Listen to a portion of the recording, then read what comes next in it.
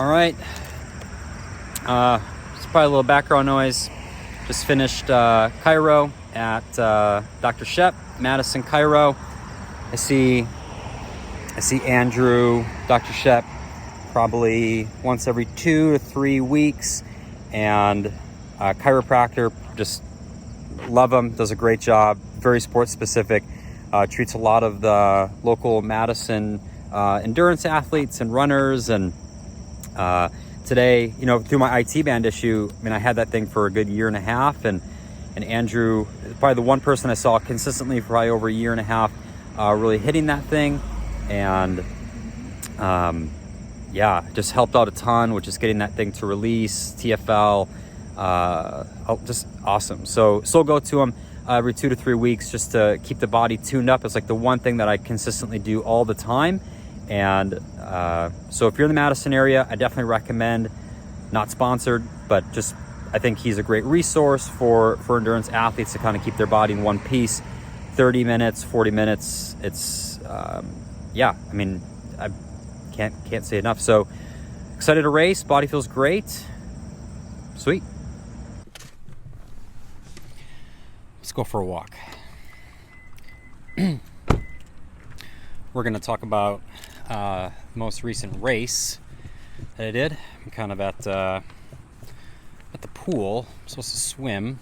It's been a day since I did the race, and so we're going to take a little chat while I avoid my swim. So this past weekend we did the Sugar River Triathlon, and it's the second to last local race that happens here in Madison. We have a sprint series. It's like 5 or 6 local sprints and Olympics. And Sugar River, it's about 20. It's in Belleville, Wisconsin. I've done this race once before, and it's pretty good race. It's pretty fair. The bike course itself is pretty rolling. So when we're rolling through the countryside, it has a lot of flat, but it also has some pretty steep hills, which I like. So it kind of breaks up a lot. A lot of times in these races, you'll see congestion happening, and there's no real marshals out there, so you have to be pretty honest if you're racing that kind of a thing. But I like this race because it is pretty hilly, but also flat, so it has a lot of everything, so it breaks it up. And I think the last time I did this, it was 2016, and I had a really good race. I was super fit at that time. I didn't have a kid, was newly married, and I was training for Ironman Louisville at the time. And I think that might have been actually the fittest I have ever been. And looking back on those results, which we'll get into, but so leading into this race, I was actually swimming incredibly well. I was swimming really, really good. Some of the best times I've been swimming, and I'm going to make a video on that. Also got some really good footage when I was working with Jamie over at Endurance. But then all of a sudden, the news came out that the swim was going to be canceled, and that was tough because I was really, really looking forward to the swim and giving it a good go. And so when the news came out that the swim was canceled and it was going to be basically a 1.5 mile run, 16-mile bike, 5K run, I was pretty devastated, but I was pretty upset. Just because I wanted to show off where my swimming had gone, and then not being able to show that was tough. So kind of had to refocus and kind of get down to it. So when I woke up, I was feeling pretty motivated for race morning on Sunday. And then really just when I started to warm up, my legs did not feel really good. My legs felt really rough, really fatigued. And just talking with my coach beforehand, and obviously having worked with enough people, like we know that legs are not going to feel good for the warm up. But I warmed up, almost forgot to put on the carbon Nikes leading into it. I was running around in my Saucony Convaras, and I was about to get to the start line. I'm like, oh my gosh, I had the wrong shoes on. If I don't have my magical shoes on, how am I going to run fast? So I sprinted back to transition and put on the Nikes, and hopefully the transition people didn't think I was taking somebody else's $250 or $275 Nike shoes. They give me, what, 2 seconds a mile, but gotta wear them because everybody else is wearing them. But either way, so I got those on, and I started running, and kind of like, in the warm-up, I was actually in this mindset of, like, I already had my excuses ready. My legs were feeling so bad, and I was like, well, I don't even know if I want to do this. I was already just not super stoked. But then I started running, and my legs felt fine. Happens a lot. It's kind of like a good reminder, when you warm up, and I'm actually on a path. This is one of my favorite paths to run down. You can see, but yeah. So started running. It felt good, and knowing how these races work, you want to be in a good position right away, obviously. But I think, just make sure I'm not gonna hit a bike. And I think the one thing is, when you want to be in a position early, right? Because in these type of races, if you lose 20, 30 seconds, 40 seconds, and you get off the bike, that kind of time down, you have to really run much faster. You can't afford to lose that time. So when we started running, I knew who the main competition people were, and I started rolling, and I was in a good spot. I think I came onto the bike 6th or 7th, within maybe 15 seconds of where I needed to be, and right away onto the bike. I just I threw down a pretty hard hit to make sure I was with that group, legally riding, but within the legal distance, so you're very much in the race, and I did that. And that was exciting. I was there, and I kept with that group. And so I think in the first minute or two of the real race, when I was riding, is like I was basically pushing over 300 watts, and that's obviously it's above my threshold. And my coach made a comment on that, like, "Hey, can you tell me what was going on here?" And then I explained to that, and all was good. I wasn't disciplined for riding like an idiot. But that move early was essential because I was with some faster people, and that helped momentum-wise.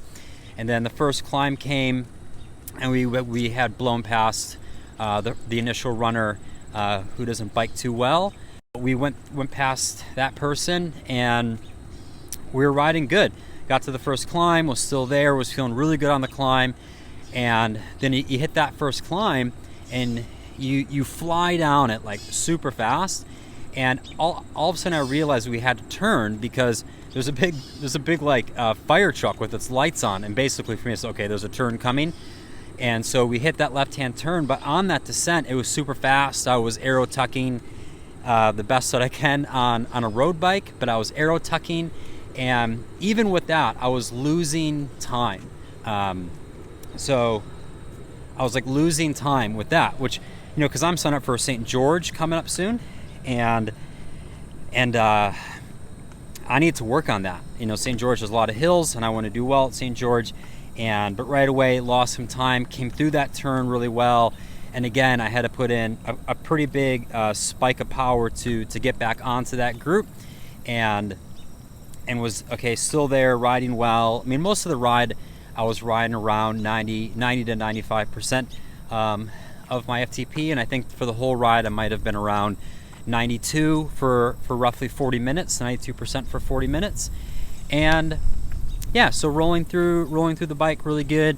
And thankfully one of my athletes, Eric, really good cyclist, good athlete, qualified for Kona this year, and he was the person in front of me, and he was navigating the course really well, and I was just trying to follow through some lines. But again, anytime we were on a little bit of a downhill, Eric just kept putting the gap in, which means I had to keep kind of doing like these bigger accelerations to kind of get back to him.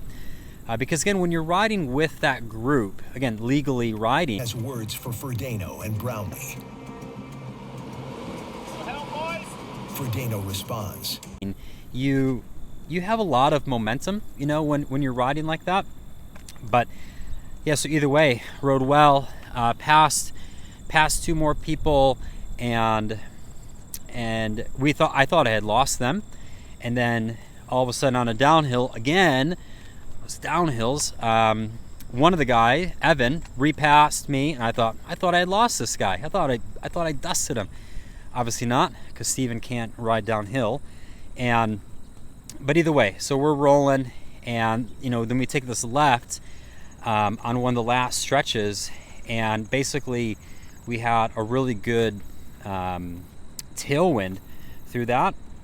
And so we're going through the tailwind, and I'm flying, just like absolutely flying. I repassed Evan, and I said, see you later. I'm gonna just keep flying through this. Got into my really super tucked position, kept my head down, was turtling the best that I can, getting into that real low position. Is this more aero or this? But so I went and I just put the hammer down, went down a hill. I was able to ride that in my aero bars. I was a big boy riding right there. But yeah, either way, so that felt good. Then I came into transition, and I really didn't put much time into Evan or the other guy. So I came into transition, and they were pretty close back, and I was like, oh well, that attack didn't really amount to much. But came into transition, and Eric, again, was probably 10 seconds ahead of me, 15, and I see in the corner of my eye he had a little transition issue, but thankfully he was okay, and I ran, and we were mounted, we were in the rack next to each other, and I said, I guess I didn't do a good enough job teaching you how to T2 mount. He didn't respond, so I figured I gave him the motivation he needed to smash me on the run, which he did. But either way, so he ran out with my race belt, and I looked down, I didn't see my race belt, and I said, well, whatever. So I ran out with my race belt, and then he came back and gave it to me, and I should have let him have it, because then I would have placed higher, but he ended up repassing me anyway. And either way, so I'm running, and what's interesting thinking back on this race is I was running the first run and then the bike, and I was fully engaged, like fully crushing in my mindset. I was just in such a competitive mindset. And then I got to the second run, and it was like a light switch happened where I didn't want to be competitive anymore. I just was like, I kind of like had this expectation that I was just going to get passed, and why aren't they passing me? And I had no idea where this mindset came from, because in Door County and Partyville, maybe like a month ago, like my mindset was, I'm going to give this everything I have, and I can show you videos of like the face that I had finishing, where I was like looking for all the oxygen in the world. But at the end of the day, I was so upset during the race that I recognized that my mindset had turned toward this mindset of just not giving it everything I have, and I have a real problem, with that mindset. And so that was frustrating, because I recognized it, and I was trying to reframe my mindset during that race, thinking you got to keep pushing, and I just didn't want to do it. I was running really hard, and my legs were on fire, and I was at that limit. But when I really got to that limit, I was like, I don't want to be here. I started to make excuses. I was like, oh, you could just walk, Steve. You could just walk. It's not going to be a big issue. And man, I do not like that feeling of having those thoughts. But I went out and I was running well. I was still running, sub sixes at that point. But the second it's basically an out and back, and I made the turnaround and I saw, they were right there. But in my head, I should have been thinking, listen, like you're running a good pace, you're holding them off, they're not passing you. Why do you want them to pass you? Like, is the passing going to be a validation that you can slow down? And then when they didn't catch me for a while, I was like, it prolonged my suffering. But either way, and then I made that turnaround, and then there was a headwind, and then I was hurting even more, and my mindset got worse, blah, blah, blah. A lot of complaining. But either way, I finished the race, and, you can look at it a couple ways. I gave it a really good effort. I really pushed myself. I I did the things I needed to do on the first bike and the run, and you know, we had a lot of stress kind of like within the family this week, which may have played into that. But I think a lot of it, you know, again, talking with my coach afterwards is,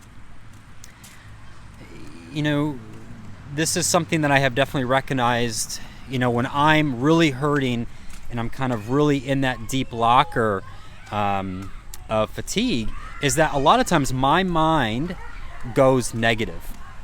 And I think that's common, but I think it's channeling that discomfort and knowing how to push through that, because once your mind gets too negative and you kind of get into that frame of just full negativity, then you're just going to race poorly. And it's like, I say this a lot with my athletes, is when you're in a state of bother and when you're in a state of difficulty, you don't want to give your brain, hopefully you can, you know, when you're going really well, a lot of times you don't need data, right? You don't need that data. But a lot of times when you're in that state of difficulty and you look for validation that you're not doing well. And because then when, say you look down, okay, well now I'm running 6:30 pace. I shouldn't be running 6:30 pace. I should be running sub 6s. You look for validation that you're not doing well. And that's what happened. I looked down, I saw I wasn't running well, and then all of a sudden your brain's like, oh yeah, you're not running well, Steven. You're not running well at all. So what does it do? It piles on more fatigue, right? Because it wants to shut you down. And so I think a lot of it is, I should not have been looking at my run pace. I went against everything that I tell my athletes not to do. And I think that was really a turning point for me, is you should have just continued to go off of feel, not look for that validation that you're not doing well, and just continue to go off of feel. I should have monitored self-talk much better. I should have monitored it in a sense of like, this is fine, this is normal, this is what you should be expecting to feel during a race like that, versus I shouldn't be feeling like this, I shouldn't be hurting this bad, you know, all those kind of things.